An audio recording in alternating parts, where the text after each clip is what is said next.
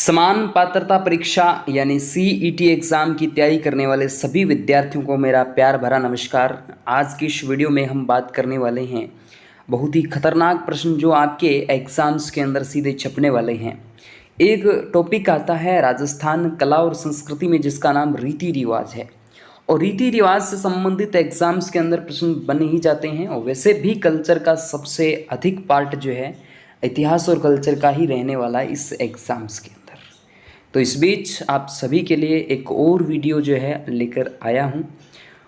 उम्मीद है कि ये वीडियो आपको अच्छा लगेगा और वो भी देखने के बाद, और लाइक कर दीजिएगा, इसके साथ साथ शेयर करिएगा, चैनल को सब्सक्राइब करें, फेसबुक पेज पर देख रहे हैं तो फॉलो करें, और जो विद्यार्थी टेलीग्राम से नहीं जुड़े तो टेलीग्राम से जुड़ें। और इसके साथ साथ दोस्तों आप व्हाट्सएप से भी जुड़ सकते हैं। और आज का पहला प्रश्न आपके मोबाइल स्क्रीन पे, और ये प्रश्न दोस्तों राजस्थान के प्रमुख जो संस्कार हैं और जो रीति रिवाज है उनसे संबंधित रहेगा। और इसके साथ साथ दोस्तों आपको बता देता हूँ कि ये पिछले एग्ज़ाम्स के अंदर कुछ क्वेश्चन से पुटअप हुए भी हैं, यानी पूछे गए हैं। तो पूरी संभावनाएं यहाँ से व्यक्त होती है, इस बार भी पूछे जाएंगे। तो वीडियो को बिल्कुल भी मिस मत करना। और आज का पहला प्रश्न आपकी मोबाइल स्क्रीन पे कुछ इस तरीके से आ रहा है। प्रश्न देखिएगा दोस्तों, नामकरण संस्कार का जो संबंध है वो किससे है। ये थर्ड ग्रेड एग्ज़ाम 2013 से में आया था। ये तो सिंपल प्रश्न है, और एग्ज़ाम्स के अंदर आगे आगे आपको टफ प्रश्न भी देखने को मिलेंगे। ये तो बर्थ से यानी जन्म से है। वह संस्कार जो बालक को विद्यारंभ हेतु गुरु के पास ले जाने के समय किया जाता है। तो दोस्तों ये थोड़ा सा आप इसमें कन्फ्यूज़ ज़रूर होंगे, लेकिन इसके अंदर आप यज्ञोपवीत संस्कार जो है वो देख सकते हैं। पटवार का ये प्रश्न आपके सामने था।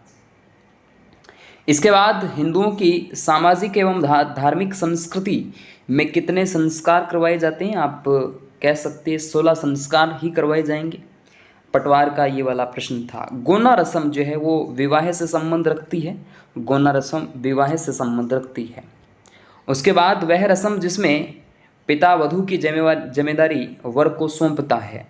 थर्ड ग्रेड 2013 ये कन्यादान होता है। सिंपल प्रश्न आप कह सकते हैं इसको। तो इसके बाद बेटी का पहला प्रसव होने पर उसके पीहर वालों द्वारा जवाई और उसके साथ जो साथी होते हैं को भेंट देना, सगे संबंधियों को जो भेंट देना कहलाता है कोतला। ये प्रश्न थोड़ा ध्यान देना इस पर।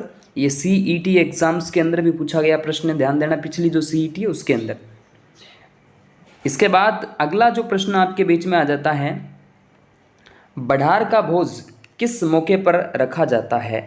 बढ़ार का जो भोज है वो किस मौके पर रखा जाता है। तो विवाह पर रखा जाता है। किसी लड़की के लिए लड़का रोकने की रस्म सगाई कहलाती है। सिंपल प्रश्न दोस्तों, शायद आप नहीं समझ पा रहे इस बात को।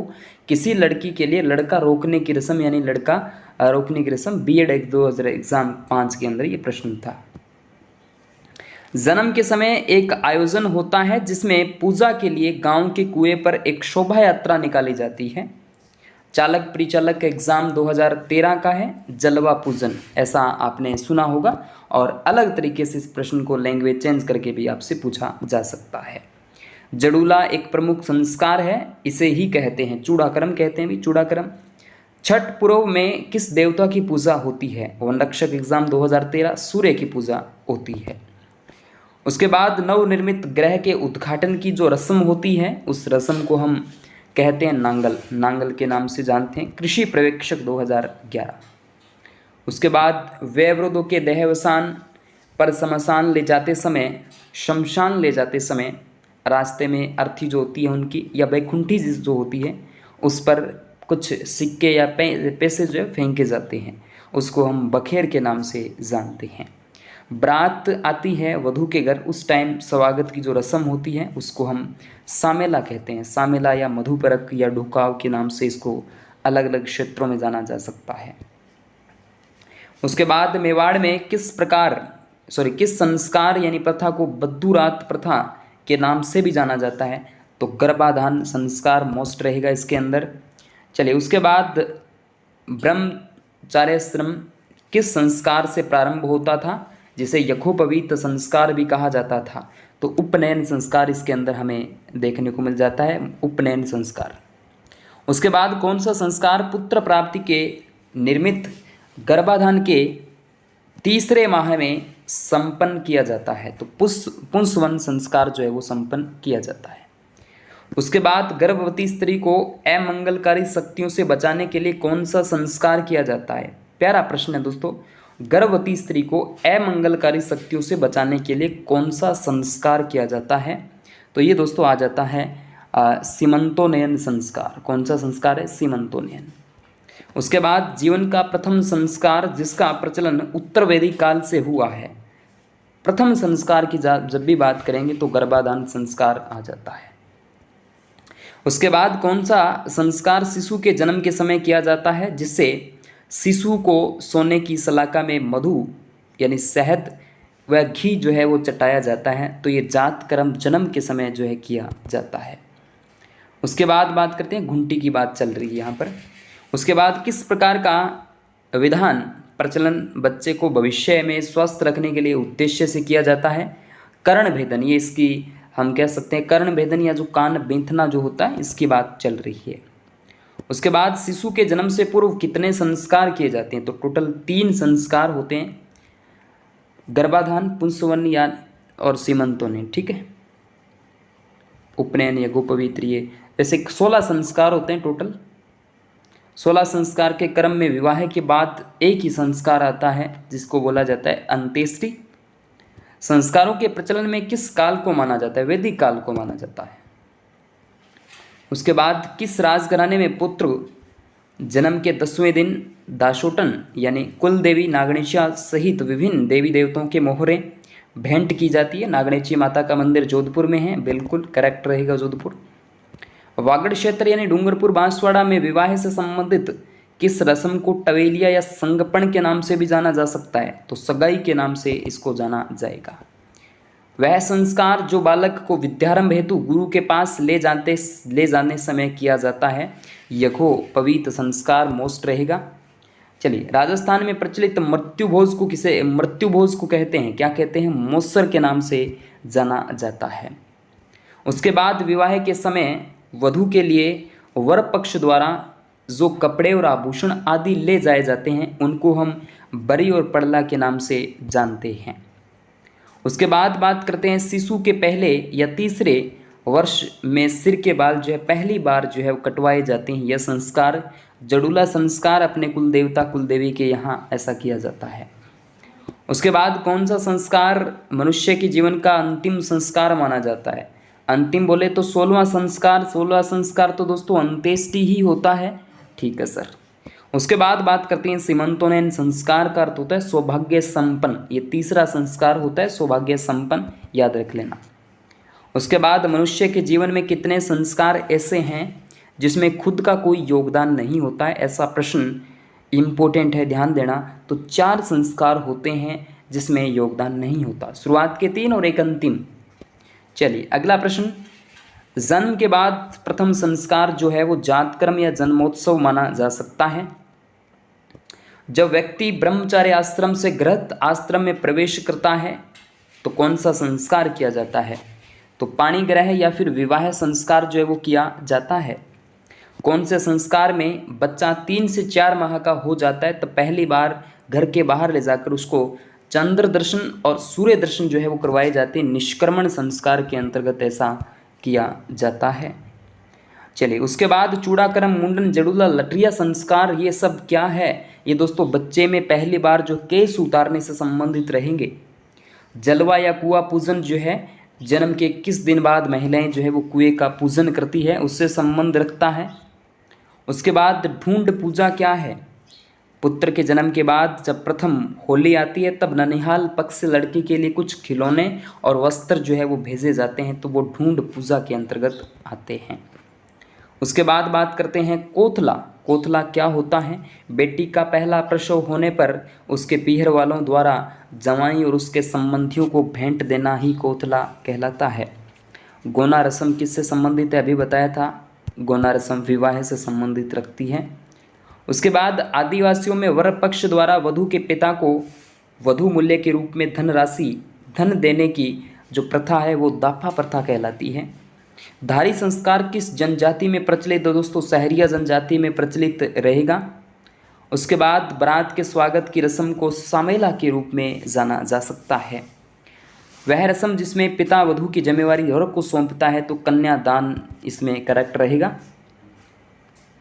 उसके बाद स्त्री और पुरुष को दासों के रूप में रखने की जो परंपरा हुआ करती थी, उसको हम गोला और गोली के नाम से भी जाना जा सकता है।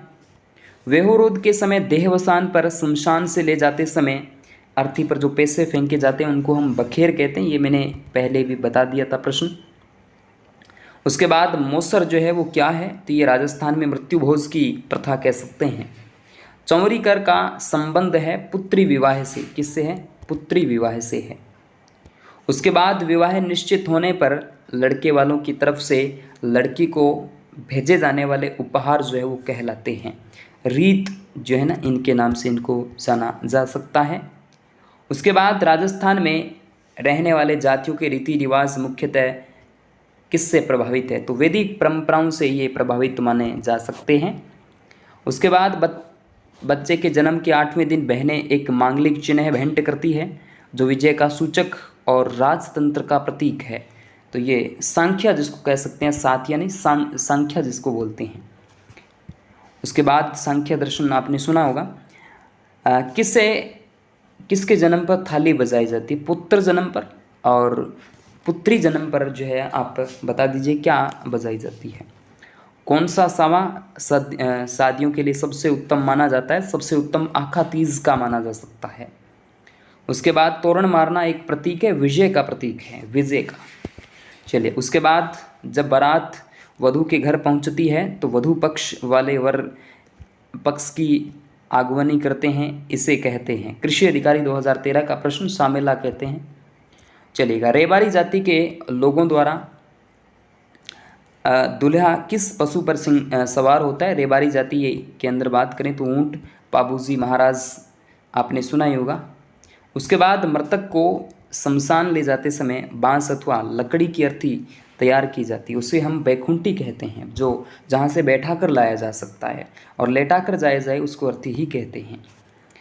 वयोवृद्ध की मृत्यु के समय शमशान से ले जाते समय रास्ते पर जो पैसे फेंके जाते हैं उसको हम बखेर कहते हैं। ये 3 से 4 बार कई बार रिपीट हो चुका है और इस ऐसे ही एग्जाम्स के अंदर भी पूछा जाता है, रट लीजिएगा इस प्रश्न को।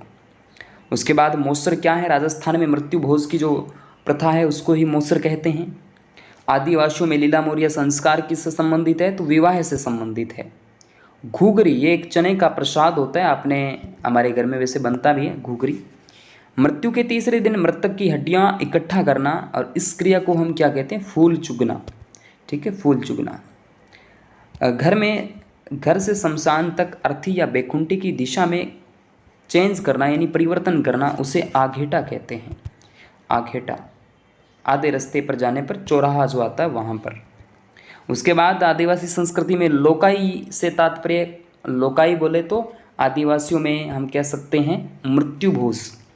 नामकरण संस्कार का संबंध है ये दोस्तों जन्म से है। किससे है? जन्म से है। चलेगा, अगला प्रश्न। भील जनजाति में लड़की का विवाह से पूर्व गर्भवती हो जाना ये मान्यता प्राप्त कहलाता है दोस्तों। क्या मान्यता प्राप्त? पटवार एग्जाम 2011। राजस्थान में जीवित मौसर प्रथा प्रचलित है, इसे कहते हैं जोसर।